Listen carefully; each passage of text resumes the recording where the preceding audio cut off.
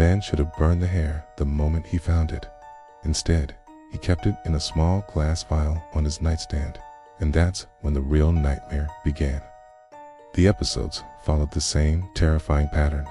He'd wake up completely unable to move, his body frozen while his mind screamed at his limbs to respond.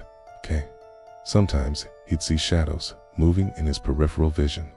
Other times, he'd feel an oppressive weight settling on his chest, making it hard to breathe. Ben Martinez had been dealing with sleep paralysis for 3 years, ever since the stress of medical school had completely destroyed his sleep schedule. But the worst episodes involved the figure.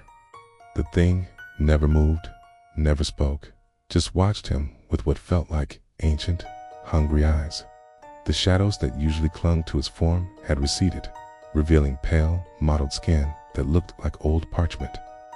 Its head was tilted at an unnatural angle, and Ben could make out the dark hollows where his eyes should have been. Each second brought it closer to his bed, and with each inch, the temperature in the room seemed to drop. Ben's breath began to fog, despite the fact that his apartment's heating had been working perfectly fine. Ben's therapist had explained that these hallucinations were completely normal for sleep paralysis sufferers, just his brain's way of processing the terror of being awake but unable to move. The thing's skin was covered in a network of fine, dark veins. Its mouth was a thin slash that seemed to extend too far across its face, and when it opened, its breath smelled like earth and decay, like something that had been buried for a very long time. Ben tried to scream, tried to move, tried to do anything, but his body remained locked in that horrible paralysis. It had been the most vivid episode he'd ever experienced, but it was over now. He reached for the lamp on his nightstand, desperate for some light to chase away the lingering dread. The syllables felt wrong in Ben's ears, as if his brain wasn't equipped to process them. His girlfriend Sarah had moved out 6 months ago, and no one else had been in his apartment since. There was no logical explanation for how this hair had ended up on his pillow. The room's temperature returned to normal, and Ben felt the familiar pins and needles sensation that always preceded the end of an episode. Instead, some morbid curiosity compelled him to keep it. He found an old medicine vial in his bathroom and carefully coiled the hair inside, then placed it on his nightstand like some twisted trophy. Within moments, he could wiggle his fingers, then his toes, and finally, he bolted upright, gasping and drenched in cold sweat. But somehow, despite never having heard the sound before, Ben understood its meaning with perfect clarity. When Ben's eyes met what should have been its own, the thing's mouth stretched into something that might have been a smile. Ben saw rows of teeth that looked more like rusted nails. His reflection stared back at him with hollow, empty eyes. And growing from his scalp, mixed in with his own brown hair, were dozens of those coarse black strands. They appeared after each episode, always in impossible places, woven through his bedsheets, wrapped around his doorknob, once even braided through his own hair while he slept. How could he explain that his sleep paralysis demon hadn't been trying to terrorize him? He'd lost 15 pounds and couldn't remember the last time he'd felt truly warm. Worst of all, he'd started to look forward to the episodes. There was something addictive about the figure's presence, something that made his normal life feel gray and meaningless in comparison. The figure grew bolder with each visit, sometimes reaching out to touch Ben's face with fingers that felt like ice water. The vial of hair was gone from his nightstand. It always stood at the foot of his bed, tall, impossibly thin, with features that seemed to shift and blur whenever Ben tried to focus on them. Ben had almost convinced himself to believe that. Almost. The night everything changed started like any other episode. Ben's eyes snapped open at 3:17 a.m., the red digits of his alarm clock burning into his vision. His body was stone still, that familiar electric paralysis coursing through his muscles. He could hear his heart hammering against his ribs, the only part of him that seemed capable of movement. He was forced to watch as the thing began to move. Then he saw it. The figure stood in its usual spot, but something was different this time. It seemed more solid, more real.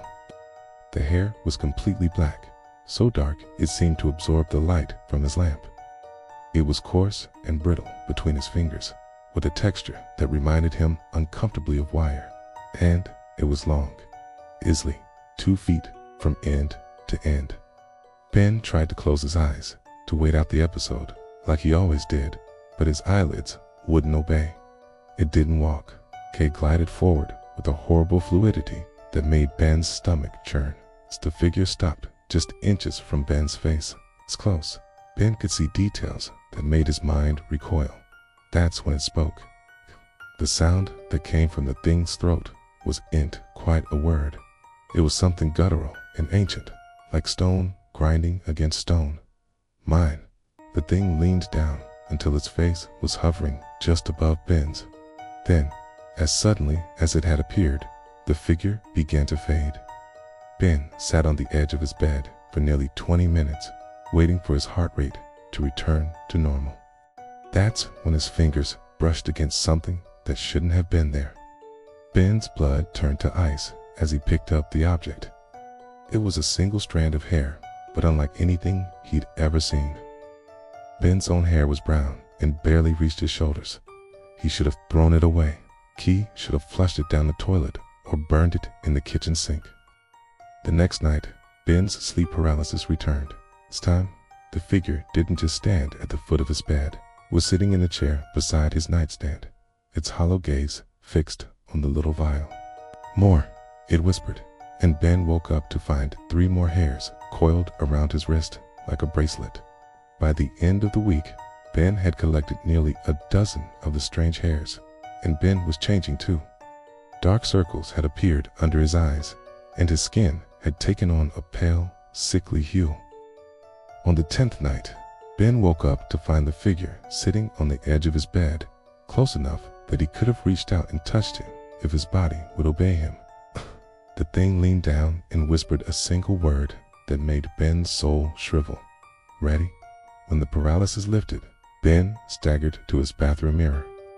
Ben never told anyone about what happened that night, or about the figure that still visits him every evening at 3:17 a.m. It had been trying to replace him, and, judging by the way his reflection grows paler and more hollow with each passing day, it's almost finished. Some things are locked away for a reason. Chloe learned this too late. She had been driving through the suburbs of Millbrook, taking her usual weekend route to hunt for vintage furniture and curiosities at garage sales. An elderly woman with silver hair and deep-set eyes sat behind a folding table, watching as strangers rifled through her possessions. Most of the items were typical garage sale fare: chipped dishes, outdated electronics, and clothing that smelled of mothballs. The wooden box was roughly the size of a small trunk, carved from what appeared to be dark walnut.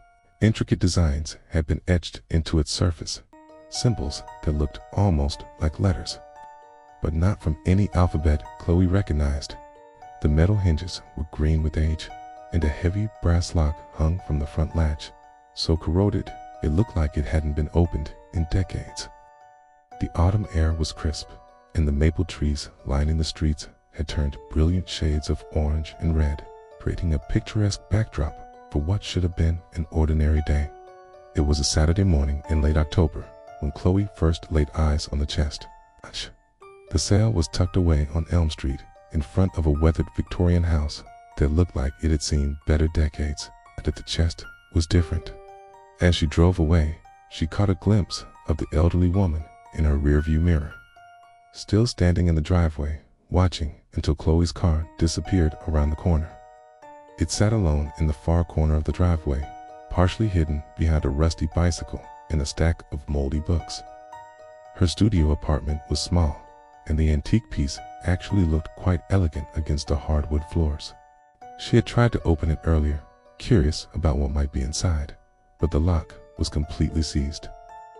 She made a mental note to pick up some rust remover from the hardware store. Chloe sat up in bed, her heart pounding as she stared at the dark silhouette at the foot of her bed. The scratching continued for nearly a minute before stopping abruptly. It wasn't the frantic scurrying of mice. It was deliberate, methodical, like fingernails dragging across wood. Chloe lay frozen in her bed, listening as the sound continued for what felt like hours. If something was trapped inside, she was going to free it. When that didn't work, she tried prying at the latch with the crowbar. The ancient wood groaned under the pressure, but the lock held fast. In desperation, she began sawing at the brass metal shavings scattering across her floor. When she finally worked up the courage to turn on the light, the scratching stopped immediately. A thin line of darkness showed where the lid had separated from the base. And from that crack, she could swear she saw something seeping out. Not liquid, but darkness itself, like smoke made of shadow. The voice was old, weak. "The woman from the garage sale?" Chloe asked, running her fingers along the smooth wood. With shaking hands, she answered. The entire chest seemed to vibrate with the force of whatever was inside, clawing at the lid. Chloe stepped back, hacksaw trembling in her hands, as the scratching reached a crescendo that made her ears ring. "That's the problem. It's hungry, and it's been empty for so very long." The woman's voice was heavy with resignation. "I'm sorry, child. I should have never let you take it. Well, it chooses its own owners, and once it chooses you." "How much for the chest?" Chloe had recently moved into a new apartment and was still looking for storage solutions. The elderly woman looked up sharply, her pale eyes narrowing. "You don't want that thing?" "Actually, I do. It would be perfect for storing blankets in my bedroom." There were no visible holes or cracks, no way for anything to get inside. She shook it gently, but heard nothing loose rattling around within. The scratching had grown more intense, more desperate. It sounded like whatever was inside was trying to claw its way out. The lock remained stubbornly closed, and her attempts to pick it with a paperclip proved futile. Finally, she sighed. $20. But I'm warning you, that chest has been nothing but trouble. The woman was quiet for a long moment, studying Chloe's face as if searching for something. Chloe laughed it off. "Kind of trouble could an old box cause? It's the kind you don't come back from." The woman's expression remained grave. Despite the ominous warning, Chloe handed over a $20 bill and loaded the chest into the back of her Honda Civic. That evening, Chloe placed the chest at the foot of her bed.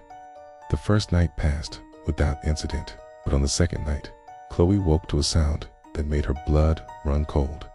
Scratch, scratch, scratch. It was faint, barely audible over the hum of her air conditioner, but unmistakably coming from inside the chest. She convinced herself it was mice. Old wood, she reasoned, probably had gaps where small animals could nest. The thought was unpleasant, but it was logical. The next morning, she examined the chest thoroughly in the daylight. The scratching returned the following night, louder this time. By the fourth night, Chloe was exhausted. She had barely slept, jumping at every creak and settling sound in her apartment. She called in sick to work and spent the day at the hardware store, purchasing every tool she could think of: rust remover, lock picks, a small crowbar, even a hacksaw. That evening, she doused the lock in rust remover and let it sit for an hour. The scratching started again, but this time it was frenzied, almost violent. Then, as suddenly as it had begun, everything went silent. The lock, weakened by her efforts, suddenly clicked open with a sound like breaking bones. Chloe stared at the chest, her mouth dry with fear. Her phone rang, shrill in the silence. "You opened it, didn't you?" "How did you... I've been waiting for your call. They always call." "What's in the box?" Chloe whispered. "Nothing," the woman replied. The line went dead. Behind Chloe, the chest creaked open, and something that had been waiting in the dark for decades finally stretched its claws into the light. Sam had always believed that shadows were just the absence of light, until the night he realized his shadow was hunting him. It started 3 weeks ago on a Tuesday evening in October. Sam was walking home from his job at the accounting firm, taking his usual route down Maple Street when the street lights flickered on. The autumn air carried that familiar chill that made him pull his jacket tighter as dried leaves crunched beneath his feet. That's when he first noticed it. His shadow stretched across the sidewalk, cast by the amber glow of the streetlight behind him. But something was wrong. The silhouette on the concrete didn't quite match his movements. He lived alone in a modest one-bedroom on the 3rd floor. And the familiar routine of microwaving dinner and watching Netflix usually helped him unwind. But that night, every shadow in his apartment seemed to move just slightly out of sync with his actions. When he raised his right hand, the shadow raised his right hand. Even when Sam was completely alone in his apartment, with all the blinds closed, he felt eyes on him. The hair on the back of his neck stood up, and a cold draft seemed to settle around his shoulders. He turned around slowly, but nothing was there. Just the empty couch and the wall beyond it. Started leaving more lights on, thinking that eliminating shadows would solve the problem. It didn't. It was definitely human-shaped, but wrong in every way that mattered. Nothing. He was alone. The figure appeared to be standing directly behind his chair, looming over him with arms that stretched impossibly long and fingers that seemed to end in sharp points. Teach. Then it moved away, and Sam heard those heavy footsteps retreat toward the living room. The head was cocked at that same unnatural angle he'd first noticed on the street. There was no sign that anyone had been in his home except him. Scratches in the wood. Long, deep gouges that looked like they'd been made by something with very sharp claws. The scratches formed a rough circle, as if something had been pacing around his coffee table. But for the rest of the walk home, he couldn't shake the feeling that something was watching him from the ground. When he turned his head left, the shadow's grotesquely angled head turned left too. Everything seemed normal again. Not his reflection, his shadow, 'cause he's finally understood the truth that's been hunting him for weeks. It stood independently in the mirror's surface, its elongated arms reaching toward Sam's shoulders, some possibly angled head leaning in close to his ear as if whispering something he couldn't hear. He checked into a room on the 2nd floor of a chain hotel across town and felt relief for the first time in days.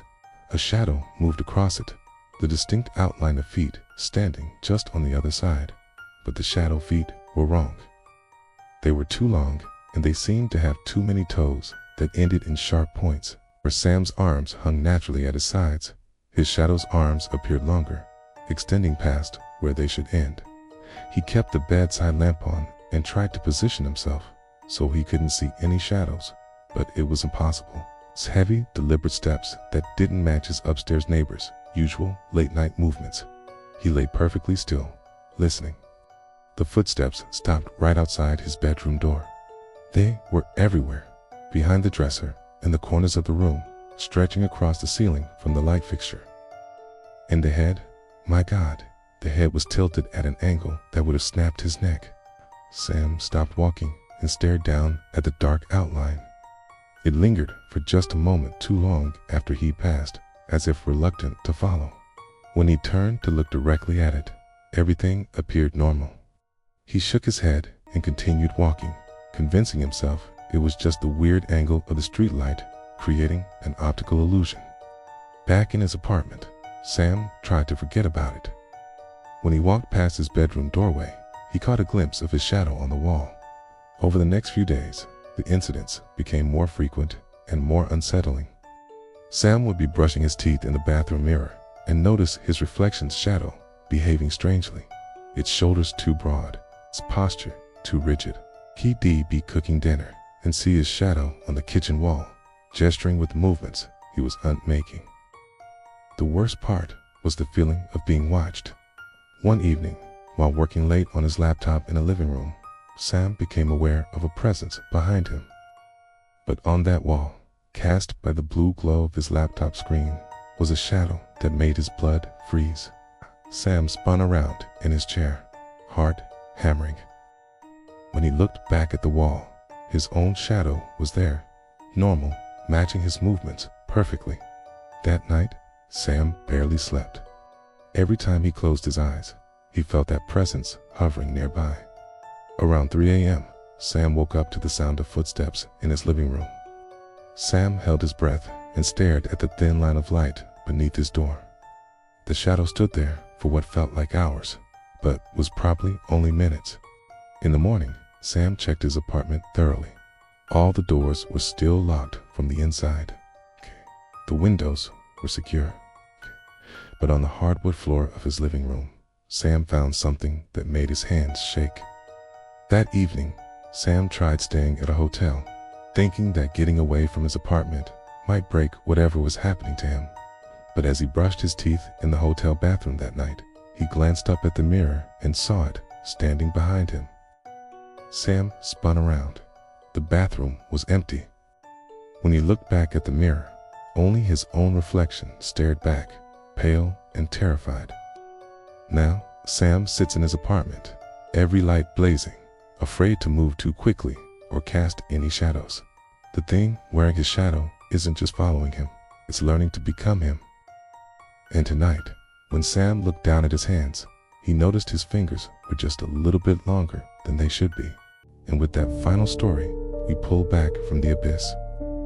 For now, tales of ordinary lives brushing against the extraordinary, the terrifying, the unexplainable, from the shadow that mimics to the voice that calls from an empty house. We've seen tonight how thin the veil between our reality and a much darker one can be. These stories are not just fiction. They are born from real experiences, whispered in hushed tones, and shared to remind us that we are not always alone. And that's the most chilling thought, isn't it? Perhaps one of tonight's stories reminded you of something that happened to you, or to someone you know. A strange occurrence you've tried to forget. A noise in the night you rationalized away. A figure you saw for just a second. The details of your own brush with the darkness are what give this channel life. I invite you to leave your own story in the comments below. Let us know what you've seen in the shadows. If these stories sent a shiver down your spine, show your support by hitting that like button. It helps these tales reach others who need a reminder to check their locks at night. And if you haven't already, make sure you subscribe and click the notification bell. We have so many more stories to share, and you won't want to be left in the dark. Until next time, remember that you are not afraid of being alone. You are afraid of the bone-deep certainty that you are not.